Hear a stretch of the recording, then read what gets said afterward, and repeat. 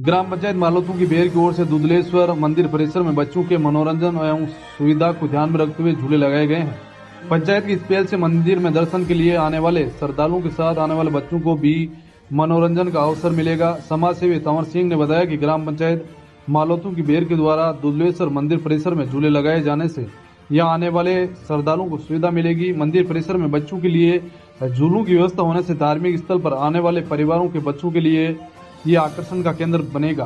ग्रामीणों एवं श्रद्धालुओं ने ग्राम पंचायत की इस पहल की सराहना करते हुए कहा कि धार्मिक स्थलों पर श्रद्धालुओं की सुविधाओं के साथ बच्चों के मनोरंजन के लिए इस प्रकार की व्यवस्था होना सराहनीय कदम है। पंचायत की ओर से आने वाले समय में परिसर में अन्य आवश्यक सुविधाएं विकसित किए जाने की भी उम्मीद जताई गई है। ऐसे सहयोग से ग्राम पंचायत ने झूले लगाए हैं जो हरियाली मावस मेला अच्छा भरे और बच्चों के लिए मनोरंजन के लिए एक अच्छी व्यवस्था ग्राम पंचायत मालोतू की बेर ने की है।